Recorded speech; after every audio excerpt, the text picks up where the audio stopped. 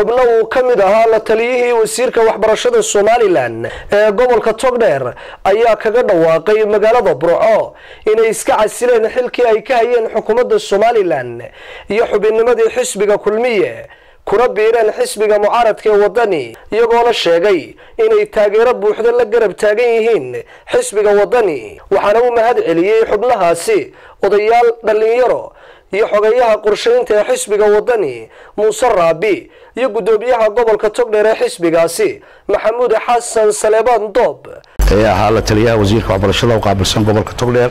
xisbigii kulmiye aan ka tirsanaa isagana inaan ka baxay kuna biiray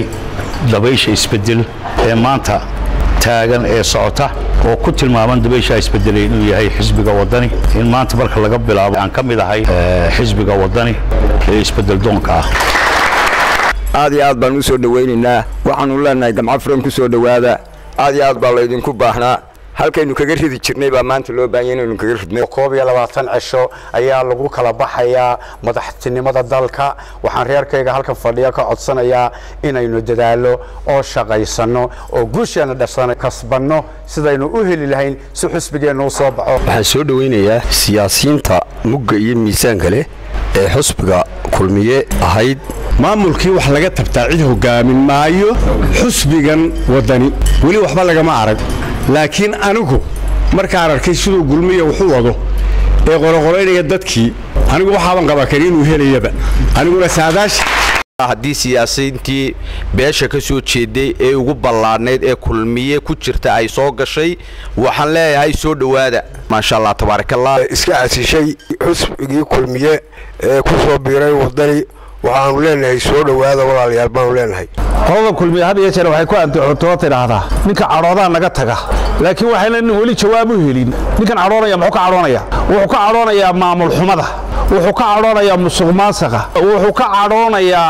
qabyaaladda waxa la idinkaga caroon jiray inaad saxdaan bay ahayd inaad dadka ku cambareysan ninka carooda wadani u gala wax miisaan iyo wax qiimo idin sameynaysa ma jirto ujeedada kulankani wuxuu ahaa inaanu taageero iyo haddii la ay ka dhigeen niyad wanaag u muujino siyaasiyiinta ka tirsan deegaanka ee dhoqoshay iyo Berliig ee maanta xilalkii ay xukuumaddu hayeen iyo kuwii ay xisbiga kulmiye kaga mid ahaayeenba halkan isaga casilaya ka waxay ka dhigan tahay inuu labadii taageere hore xisbiga kulmiye inaynu ka furannay dhalinyarada aad been labaad u sheegtaan iyadoo 8 sanadood ay soconaysay aad tiraadaan haddii la ay ka dhigeen muraaqibiin baan qorina oo guuldaro dhalinyarada maqlaan leh u qabanayna ku maamuusaynay inaan ku soo dhaweeyno siyaasiyiinta mugaya miisaan kale xisbiga wadani ku soo biiray guuldarada kulmiyana muujinaya in raggii ugu dambeeyay oo ka soo ruqaansaday waa tawaangidii weeye kulmiye weeye waxaanay fahmeen guushiina ay taagan tahay xisbiga wadani Ali Daar Maxamed Boos TV Universal Bro